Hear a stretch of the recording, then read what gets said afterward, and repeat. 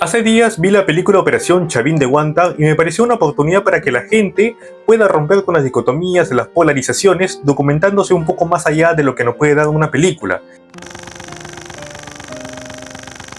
Hay que tener en cuenta que la película no siempre va a ser fiel a la historia, y esta película no tiene mucho que dar, en realidad.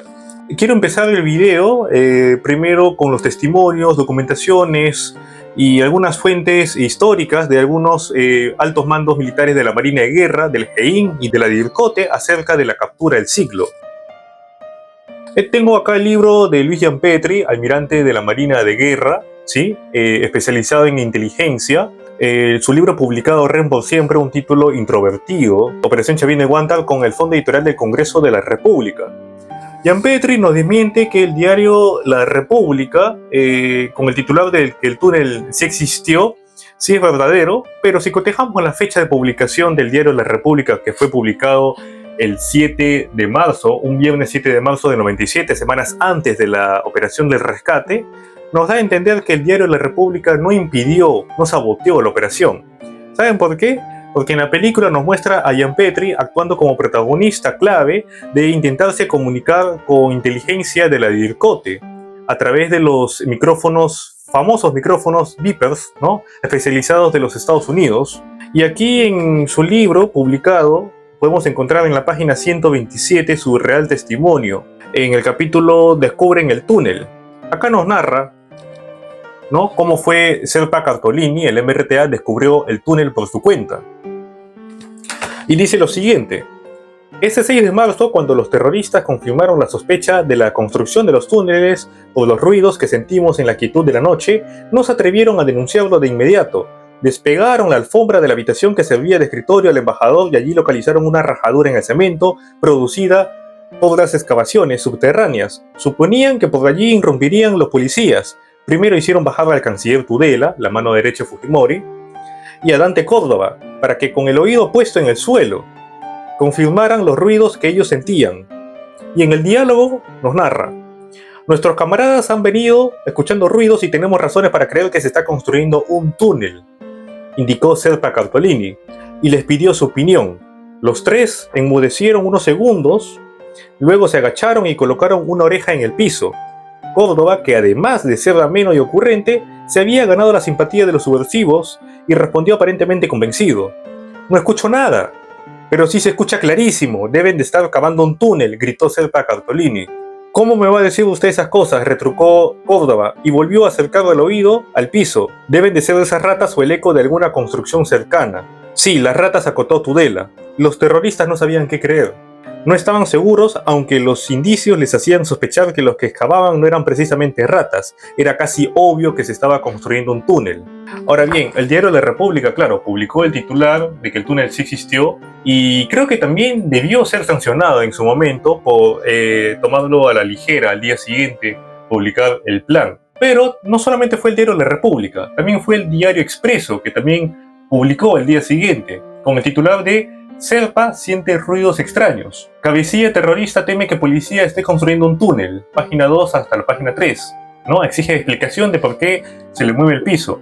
También tenemos al diario El Comercio. MRTA suspende el diálogo con gobierno. Ello se debería a la existencia de un túnel hacia la residencia de embajada del Japón. Y claro, qué coincidencia de que el MRTA haya percibido la construcción de un túnel, naturalmente, porque ellos también se fugaron por un túnel en el gobierno de García, un 9 de julio de 1990, el libro titulado Los Topos, por Guillermo Thorndike, ¿no? Una investigación periodística de que cómo ellos escaparon de la prisión de Canto Grande. Y aquí también tengo otro testimonio del general del ejército Nicolás Hermosa Ríos, este polémico general que ha sido condenado por tráfico de armas de la FARC, por la violación de derechos humanos y por corrupción, junto con Montesinos, el general Américo y general del aire, y con Alberto Fujimori. ¿Saben por qué no aparece esta fotografía o esta escena en la película? Porque estos señores tienen un linaje de antecedentes de corrupción. He leído el libro, más parece un monólogo personal populista, lleno de fotografías poseras y figureteando como si fuesen las mentes maestras, ¿no?, de la operación Chavín de Guanta, como pueden ver en esta fotografía de acá.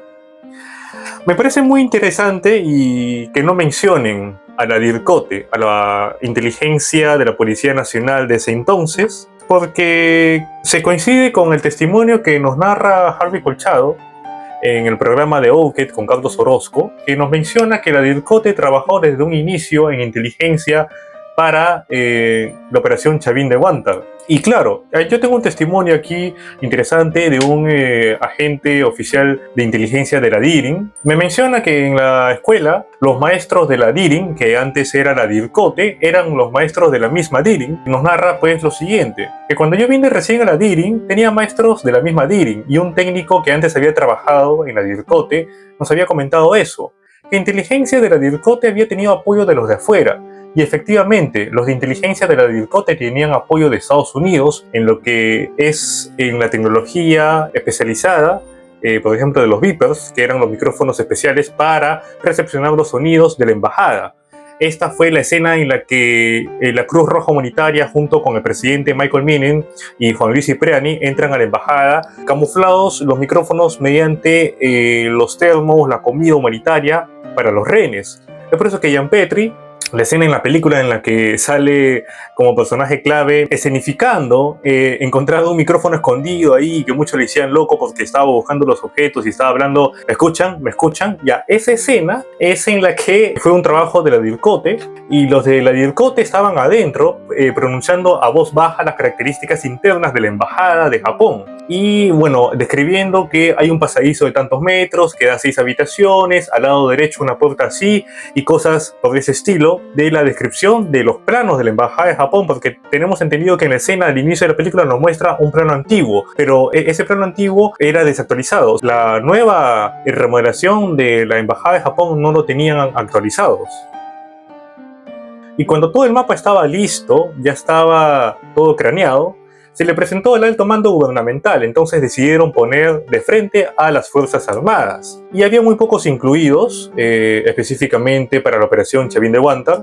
Y como claro, ya habían tenido créditos lo del GEIN con la captura del siglo de Abimael Guzmán, el cual el SIG no tuvo nada de protagonismo. Eso lo podemos saber con el libro del periodista Carlos Paredes, ¿sí? En su libro titulado La Hora Final, la verdad sobre la captura de Abimael Guzmán. Si vemos por un lado de argollería, podemos ver que Fujimori y Montesinos no figuran en la captura de Abimael Guzmán, porque no tuvieron comunicación directamente con el presidente, ya que se encontraba en la selva sin comunicación. Pero dicho sea de paso, el GEIN se llevó todos los créditos, uno por su profesionalismo, mencionando al grupo de policías que venían ya de la PIP, que era una unidad especializada en inteligencia de detectives. Entonces, a este grupo del GEIN, junto con los 6 oficiales, si no me equivoco, Ketín Vidal, Benedicto Jiménez, Marco Miyashiro, Oblitas y otros más, era que Ketín Vidal había recibido un curso de la KGB mediante su oficio en carrera como oficial de la Policía Nacional,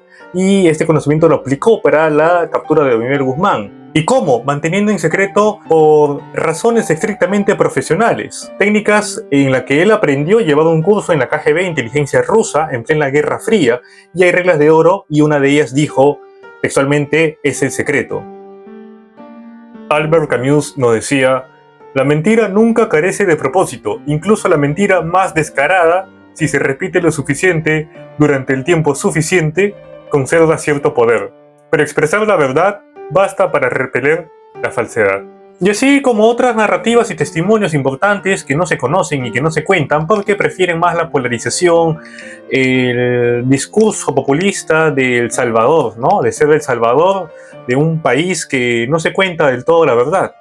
Y bueno, aquí también tengo un libro, Conociendo al MRTA para vencerlo, publicado en el año 1991. Este libro, publicado por 2 autores importantes, por el general del ejército peruano Edgardo Mercado Jarrín, geopolítico peruano, y por Carlos Meira Matos, general del ejército brasileño, también geopolítico en guerras subversivas, publicado en el mes de noviembre del año 1991. Acá ya se conoce todas las operaciones, el lenguaje, las tácticas, la simbología, las claves que usaban este grupo sanguinario y psicópatas que fue el movimiento revolucionario Tupac Amaru.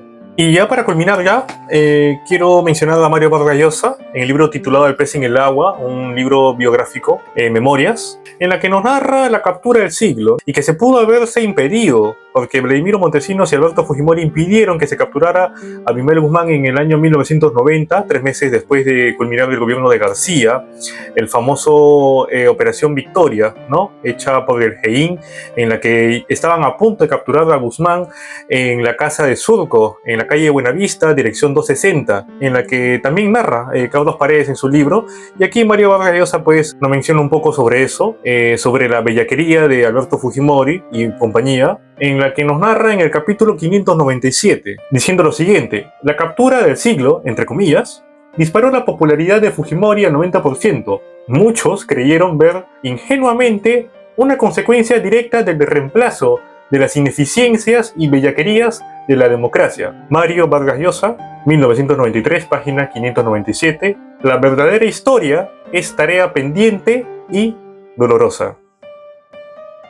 Ahora, ¿qué nos dice Alan García en su libro El mundo de Maquiavelo? En la página 236 hasta la página 238, él nos menciona: un equipo especial, el GEIN, como ya lo mencioné, fue creado con los mejores profesionales y fueron ellos los que en marzo de 1990 acercaron a Abimael Guzmán. Tomaron su vivienda y encontraron que la había abandonado una hora antes. Tengo la convicción de que la partida del jefe terrorista fue producto de un mensaje y estoy casi seguro de que provino del Servicio de Inteligencia Nacional en el que ya estaba infiltrado como asesor anónimo el diabólico Vladimiro Montesinos. Lo dice Alan García en su libro El mundo Maquiavelo de Fujimori, el cual seguramente calculó que una captura en ese momento permitiría un importante triunfo en mi gobierno, que culminaba 3 meses después. Sabía que el GEIN, que se mantuvo actuante, terminaría capturando a Guzmán y que esa captura, y con un sendero numéricamente muy disminuido, le daría una justificación popular al golpe de Estado y a la destrucción de la democracia, justificando también un proyecto de 20 años de duración y del que solo alcanzaron a cumplir 10 años. Fujimori y él. Estos últimos párrafos es muy importante porque la instauración del gobierno dictatorial de Fujimori fue una intención de jugar con el terror y con el terrorismo, es decir, convivir con el terrorismo para poder instaurar 20 años. Y esos 20 años fue el Plan Verde. Eso existe, deben buscar en la revista Caretas, en algunas documentaciones de los militares y periodistas. Y claro, llegaron hasta el año 2000 y querían reelegirse. Eso es verdad, no les estoy mintiendo, lo dice Alan García. Y ya para sintetizar, quiero ser puntual con los testimonios importantes que dio Félix Murazo, agente de la PIP y que se especializó en criminalística y detectivismo para atrapar a Sendero Luminoso. Dice lo siguiente: sé que para muchos lo que importa es que haya capturado a este cabecilla senderista, es decir, Abimael Guzmán, pero es ineludible para la salud de la historia nacional se sepa del diseño de la estrategia antiterrorista desde el año 1987 y que coadyuvó después de la mencionada captura de este criminal. Considero que es un deber que se conozcan de una vez por todas los entretelones que se produjeron y que impidieron por excesiva, ilegal y perversa injerencia política la captura de dicho sujeto en diciembre de 1990. Se hubiera evitado la muerte de casi 2.000 peruanos inocentes, y los de Tarata, Barrios Altos y La Cantuta, si se le capturaba como debió ser en diciembre a inicios de la década de 1990, es decir, el 6 de diciembre en Surco, en la casa de Buenavista, de no haberse impedido el ejercicio funcional de los policías de la DIRCOTE, ¿no? En ese entonces lo que impidió esa captura fue la salita del SIN, que fue manejado por Montesinos y Alberto Fujimori. ¿Y se acuerdan de la frase famosísima del presidente de los Estados Unidos, el presidente Nixon, en su época cuando dijo: el terrorismo no se negocia? Y claro, Alberto Fujimori replicó eso como una medida populista, ¿no?, en la operación del siglo. Recordemos que hay un libro de Vladimiro Montesinos que queda grabado cómo negoció con Abimael Guzmán bajo la mesa, con regalos significativos en la base naval, ¿no?, dándole ciertas comodidades, ¿sí?, como poniéndole la canción de Beethoven, Frank Sinatra, algunos pasteles chocolates. Y esto queda también, lo pueden encontrar en librerías allá en Quilca, en Amazonas. Estos libros también siguen saliendo. Queda informe también como grabaciones. Hay videos sobre esto, lo pueden ir buscando. Solamente va a ser cuestión de seguir informándose. Sí, y no, la verdad que nos cuentan algunos ciertos grupos colectivos o políticos o radicalizados, ya sea de derecha o de izquierda. Es importante de que abracemos nuestra libertad y nuestra individualidad de buscar nuestra verdad, la verdad a nuestro criterio, sin que nos las cuenten grupos con intereses políticos. Y ya me estoy cansando, jefe. Aquí tengo por último un libro de Jorge San Román de la Fuente, 126 días de secuestro, cumpleaños de un emperador, en la que también nos narra interesantemente si Serpa Cartolini era un hombre culto y por qué Sagasti pidió una firma a este merretista psicópata. Nos narra acá lo siguiente: ¿era Serpa Cartolini un hombre culto, inteligente y ubicado correctamente dentro de las realidades de cada momento o no? Sus conversaciones con los rehenes y el largo e infructuoso transcurrir del cautiverio llevaban a la conclusión de que no lo era. No sé por qué razón el presidente interino Francisco Sagasti fue con la intención de pedirle una firma a este emeretista que, gracias a los pacificadores de la paz, derrotaron al terrorismo y pudieron darnos la libertad, la paz y la pacificación de nuestro territorio nacional.